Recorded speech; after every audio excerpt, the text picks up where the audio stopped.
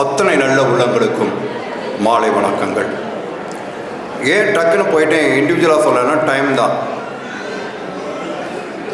என்னுடைய பழைய நோட்டு, அது ஏற்கனவே கிழிஞ்ச நோட்டு, அந்த நோட்டை எடுத்து ரப்பரை வச்சு அடிச்சுக்கிட்டே இருக்கேன். ஏன்னா நாளைக்கு டீச்சர் புதுசாக ஒரு நோட்டு கொண்டு வர சொல்லியிருக்காங்க. நோட்டு வீட்டில் இல்லை, அழிச்சுக்கிட்டே இருந்தேன். என் பேர் சாரு. நான் அழிச்சுக்கிட்டே இருந்தேன். அழிக்க அழிக்க என் ரப்பர் கரைஞ்சிக்கிட்டே போகுது. அது வேறு எனக்கு விதுக்குன்னு இருக்கு. ரப்பருக்கு நான் எங்கே போவேன்? இது போயிடுச்சுன்னா, கரைஞ்சி போயிடுச்சுன்னா. நான் இன்னும் அழிச்சுக்கிட்டே இருக்கேன். எல்லாம் அழிச்ச பிறகு தான் ஸ்ட்ரைக் ஆகுது எனக்கு. டீச்சர் ரைட்டு போட்டிருப்பாங்கல்ல ரெட்டிங்கில், அது அப்படியே இருக்குது. அதை அழிக்கவே முடியல. அந்த பக்கத்தை என்னால் திரும்ப யூஸ் பண்ணவே முடியாது. ஆனால் டீச்சர் புதுசாக நோட்டு கேட்குறாங்களே, நான் என்ன பண்ணுறது? எனக்கு ஒரே கவலையாக இருக்குது. அம்மாட்ட போய் நோட்டு கேட்க முடியாது. அம்மா அடிக்க வருவா. இதுக்கு தான் நான் உன்னை படிக்க போகாதேன்னு சொல்கிறேன் அப்படின்னு சொல்லுவாள். நான் என்ன பண்ணுறது? அப்பா இருக்கிற வரைக்கும் என்னைய தோளில் தூக்கிட்டே அப்பா போவார். தோளில் தான் எங்கள் அப்பா கூட நான் போவேன். போய் நான் எனக்கு ஒரு நோட்டு வேணுனாலும் நான் 2 நோட்டு கேட்பேன். அப்பா வாங்கி கொடுத்துட்டு இன்னும் எழுத்துக்கடா சொல்லுவான்னு சொல்லுவார் எங்கள் அப்பா. அப்பா தான் இல்லையே. நான் திரும்ப வந்து பார்க்குறேன், அம்மாவை எட்டி பார்க்குறேன். நோட்டு இல்லைன்னா நாளைக்கு டீச்சர் அடிப்பாங்களே, எனக்கு கவலையாக இருக்குது. அம்மா இருமிகிட்டே இருப்பா. நான் போய் நோட்டு கேட்டேன்னா இன்னும் அதிகமாக இருமுவா. எனக்கு சங்கடமாக இருக்கும் எங்கள் அம்மா பார்க்கல. அம்மா பாவம். 10 வீட்டில் வேலை பார்க்குறேன் எங்கள் அம்மா. 10 வீட்டில் வேலை பார்த்து என்னை காப்பாற்றுறேன் எங்கள் அம்மா. அம்மாட்ட போய் நான் எப்படி நோட்டு கேட்க முடியும்? பாவம் இல்லை அம்மா. அம்மாட்ட காசு இல்லை. கங்கா என் கிளாஸில் படிக்கிறா. அவள் வந்து புதுசாக நோட்டு கொண்டு வருவாள். பாதி தான் எழுதியிருப்பா, ஆனால் பாதி எழுத மாட்டா. அந்த நோட்டையாவது என்கிட்ட கொடுப்பியா அப்படின்னு சொல்லி கேட்டால் அதையும் கொடுக்க மாட்டா. கடையில் வந்து வாங்கிக்கோன்னு சொல்லுவானே. அவங்க அப்பா கடை வச்சுருக்கிறாரு. நோட்டு புத்தகம் பேனா பென்சில் விற்கிற கடை வச்சுருக்காரு. அங்கே வந்து வாங்கிக்கோ அப்படின்னு சொல்லுவார். அவள் சொல்லுவாள். வீட்டில் வகுப்பறையில் இருக்கக்கூடிய எல்லா பிள்ளைங்களுக்கும் அவள் ஸ்கூலில் அவள் கடையிலேருந்து வர்ற நோட்டு, அவள் கடையிலேருந்து வர்ற பேனா தான் இருக்கும். எங்கள் டீச்சருக்கெலாம் புதுசாக டைரி, புது பேனாலாம் கொண்டாந்து கொடுப்பா. அவள் பேர் கங்கா. அவள் என் ஃப்ரெண்டு தான். ஆனால் அவள் கடையிலையாவது போய் கேட்கலாம் ஒரு நோட்டு அப்படின்னு சொல்லி போய் பார்ப்பேன். ஆனால் அவள் கடையில் கொட்டை எழுத்துல எழுதியிருப்பாங்க, கடன் அன்பை முறிக்கும்னு சொல்லி. நான் அதனால் என்றைக்குமே கங்கா என்கிட்ட அன்பாகவே இருந்தாள். அவள் அன்பு பூரா எப்பவுமே முறிந்த அன்பாகவே இருந்துச்சு. எனக்கு வேறு வழி தெரியல. நீ திருடலாமான்னு யோசித்தேன். எங்கள் அப்பாவுக்கு பிடிக்காது, திருடினா எங்கள் அப்பாவுக்கு பிடிக்காது, நான் திருட மாட்டேன் மனசுக்குள்ளே சொல்லிக்கிட்டேன் நான். ஆனால் டீச்சரை அடிப்பாங்களே, பரவாயில்ல அடிக்கட்டும், அம்மாட்ட வாங்க அதை அடியா, அம்மா தான் அடின்னு அடிப்பாளே, எனக்கு எல்லாமே மறத்து போச்சு. அடிக்கட்டும், டீச்சர்கிட்ட அடி வாங்கிக்கலாம். ஆனால் அடி வாங்கின டீச்சரும் விட மாட்டாங்களே. நாளைக்கு நீ நோட்டு கொண்டு வரணும்னு சொல்லுவாங்களே. சொல்லிவிட்டு நான் நாளைக்கு நீ நோட்டு கொண்டு இல்லைன்னா உங்கள் அம்மா கூட தான் வரணும்னு சொல்லுவாங்களே. ஆனால் அம்மாவை கூப்பிட்டு அம்மா வரமாட்டேன். நான் என்ன பண்ணுவேன்? எனக்கு கஷ்டமாக இருக்குது. அம்மாட்ட போய் நோட்டு நான் போய் கேட்டேன்னா அவ்வளோதான், போகாத, படிக்க போகாத, உன்னை யார் படிக்க போக சொன்னான்னு சொல்லுவாள். அம்மா சொல்லுவா, நான் 10 வீட்டில் வேலை பார்த்துட்ருக்கேன், நம்ம வீட்டில் மட்டும் நீ வேலை பார்க்க மாட்டியான்னு அம்மா என்னை கேட்பா. அதனால் எங்கள் வீட்டு வேலையை பூரா நான் தான் பார்ப்பேன். சமைக்கிறது முதற்கொண்டு எனக்கு எல்லாமே நல்லா தெரியும். நான் சமைப்பேன், பாத்திரம் விளக்குவேன், எல்லாமே நான் தான் பார்ப்பேன். ஆனாலும் எனக்கு படிக்கிறதுக்கு ரொம்ப ரொம்ப ஆசை. நான் கேட்பேன் அம்மாட்ட. நான் என்னுடைய பழைய நோட்டு புத்தகத்தில் ஒரு பின்னாடி இருக்கிற அட்டை இருக்கு இல்லையா, அந்த அட்டையில் வந்து ஒரு படம் வரைஞ்சி வச்சுருக்கேன். அந்த படத்தில் நான் பட்டம் வாங்கின மாதிரி வரைஞ்சிருப்பேன்.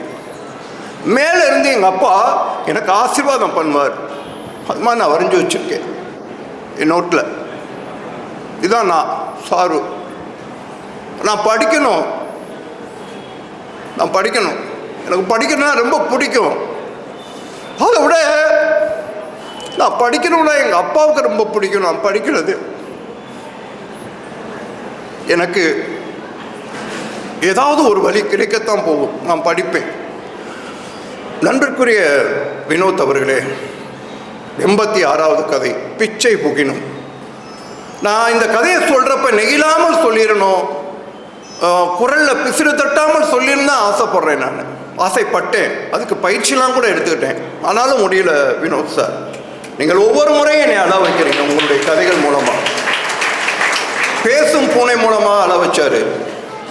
இப்போ பிச்சை புகுனம் என்ற ஒரு சார்பின் மூலமாக அள வச்சுட்டு தான் இருக்கிறார். 100 கதைகள், அத்தனை கதைகளையும் உள்வாங்கியிருக்கிறேன். குறுங்கதைகள், அற்புதமான குறுங்கதைகள், ஒவ்வொன்றும் ஒரு பாருங்களேன். அடுத்து ஒரு அற்புதமான கதை. நான் ஒரு தாத்தா, என் பேத்தி மேஜைக்கு அடியில் உட்கார்ந்துட்டு இருக்கா.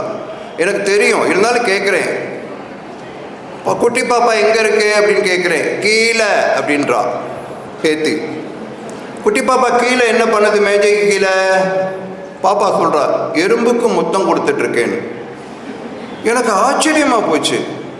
எறும்புக்கு முத்தமா? எறும்புனாலே பயந்து ஓடுவோம், எறும்புனா கடிக்கும். ஆனால் என் பேத்தியினுடைய வாஞ்சை, என் பேத்தியினுடைய கருணை எறும்பு கடிக்கும் என்பதை கடந்து போனதே எனக்கு மிகப்பெரிய ஆச்சரியம். எனக்கு இன்னும் கவிதை வரிகள் தேவை அதிலிருந்து. அதனால் இன்னும் அந்த பேச்சிட்ட நான் மேற்கொண்டு கேட்குறேன், என்ன புதுசா எறும்புக்கு முத்தம்?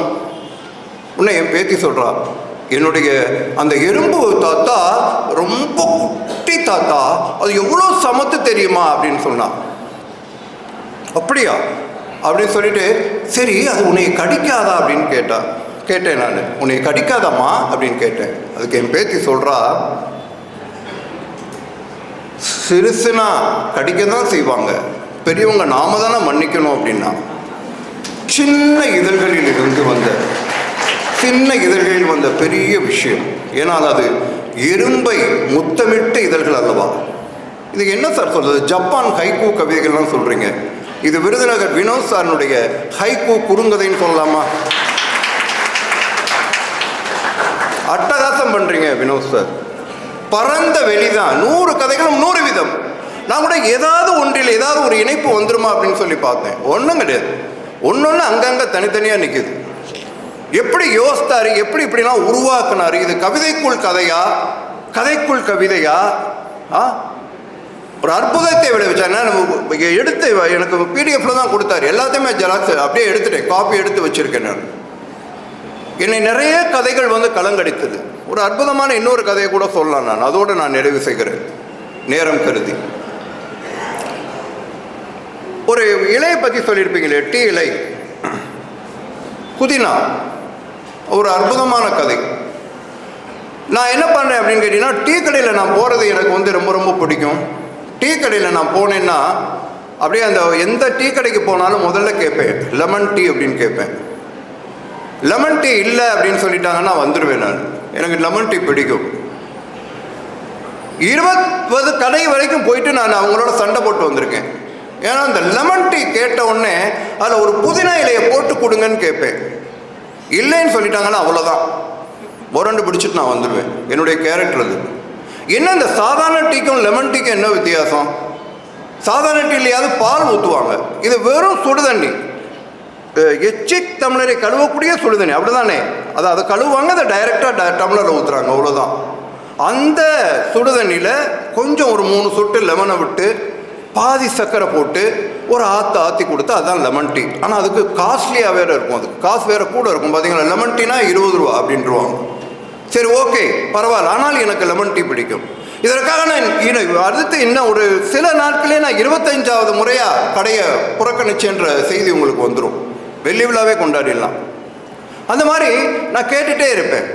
அப்படி தான் ஒரு கடைக்கு போனேன். ஒருத்தர்லாம் போய் கேட்டோன்னே, என்னப்பா இது இல்லை புதினா இல்லைன்னொன்னே கோச்சிட்டு போகிறாரு, சரியான லூஸ் அப்படின்னா. பரவாயில்ல. அடுத்து இன்னொரு கடைக்கு போகிறேன், அப்பா லெமன் டீ இருக்கா? இருக்குது அப்படின்னா. லெமன் டீ போட்டு கொடுத்தேனேப்பா, ஒரு புதினா இலை போடு அப்படின்னு. ஐயா இல்லைங்கய்யா, அப்போ நாளைக்கு வர்றேன், நாளைக்கு கொடுத்துருப்பா அப்படின்னு சொன்னேன். அடுத்த நாளும் போகிறேன், அதே லெமன் டீ கேட்குறேன். லெமன் டீ கொடுக்குறாரு. பா புதினா இலை இல்லையே அப்படின்னோடனே அவனும் சொன்னான், புதினா இலை இல்லைங்கய்யா, இருக்கிறத குடிங்கயான்னா. அப்படியே டீ கிளாஸை வச்சுட்டு நான் வந்துட்டேன். நான் நினைத்து கூட பார்த்தேன், அவன் என்ன செஞ்சுருப்பான் அந்த டீ கிளாஸை அப்படின்னு சொல்லி. அவனா குடிச்சிருப்பான், இல்லை கீழே தான் ஊற்றிருப்பான். ஆனால் என்னுடைய கட்சி என்ன தெரியுமா, நான் கேட்பது என்ன அப்படின்னு கேட்டிங்கன்னா, அந்த புதினா இலை என்பது வெறும் இலை கிடையாது. அதில் பரிவு, நட்பு, அக்கறை, கவனம் அத்தனையும் இருக்கிறது என்பது என்னுடைய வாதம். எனக்கு புரிகிறது, ஆனால் என் மரம் அண்டைக்கு அந்த அறிவுக்கு புரியவில்லை. இதுவெல்லாம் எந்த டீ கடைகளும் கிடைக்காது அப்படின்றது என் மரம் அண்டைக்கு நீங்களாவது சொல்லுவீங்களா கேட்குறாரு அவர். நான் கேட்கல, யார் கேட்குறா? வினோத் சார் கேட்குறாரு. இதுக்கு நீங்கள் ஒரு நல்ல கைதட்டு கொடுக்கலாமே, அப்போ தான் உற்சாகமாக இருக்கும் உங்களுக்கு. இல்லைன்னா சோர்வடைஞ்சிருவீங்க, துதி இறங்கிடும். ஒரு குருவுக்கும் சிஷியனுக்குமான ஒரு உறவு, அவ்வளோதான். அவர் பதிப்பகத்தில் அவர் 100 கதைகள் போட்டிருக்காரு சார், படிச்சிருப்பீங்க எல்லாருமே. 2 பதிப்புகளை போட்டிருக்காரு, கலெக்ஷன் இருக்கு இல்லையா?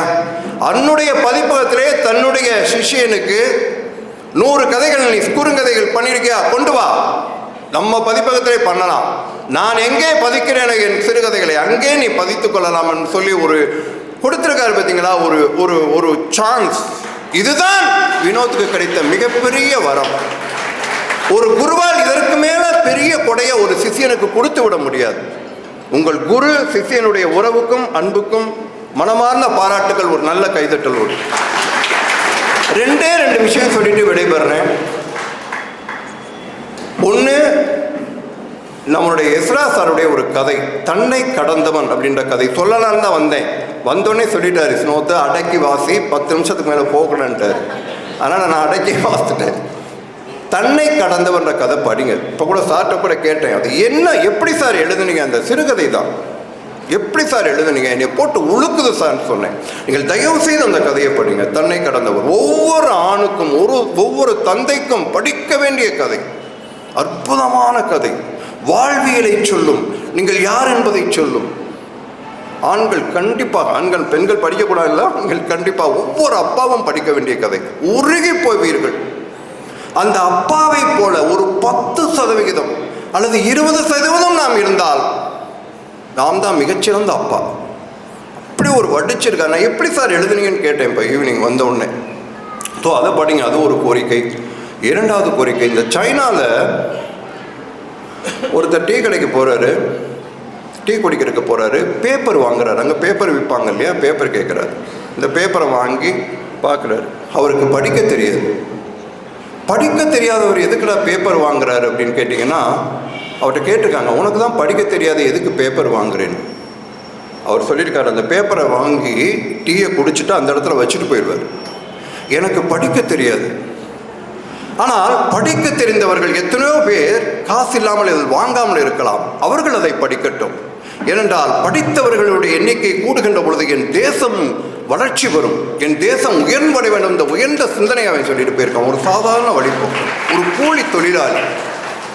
உங்களுக்கு என்னுடைய வேண்டுகோள், இந்த புத்தகங்களை ஒன்று மட்டும் வாங்கி செல்லாதீர்கள், சுயநலமாக இருக்காதீர்கள். அது உங்களுக்கு மட்டும்தான். நீங்கள் பொதுநலமாக இருக்க வேண்டும்.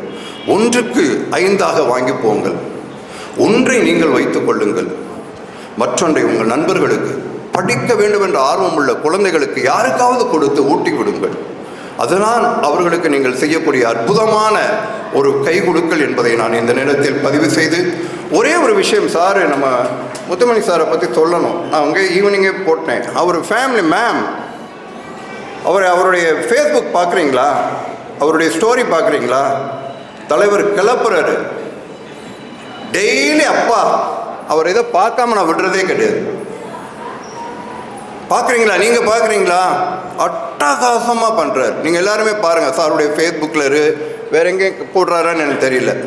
நான் ரசித்து போகிறேன், சொக்கி போகிறேன். அப்படி ஒரு அற்புதமான ஒரு பாடல் வரிகள், அதை கண்டுபிடிச்சி அவர் செலக்ட் பண்ணி பண்ணுறாரு சின்சியராக. நான் உண்மையிலே அவருக்கு ரசிகன் என்பதை இந்த நேரத்தில் தெரிவித்துக் கொண்டு, வாய்ப்பு தந்த அத்தனை உள்ளங்களுக்கும் நன்றி சொல்லி விடைபெறுகிறேன். நன்றி.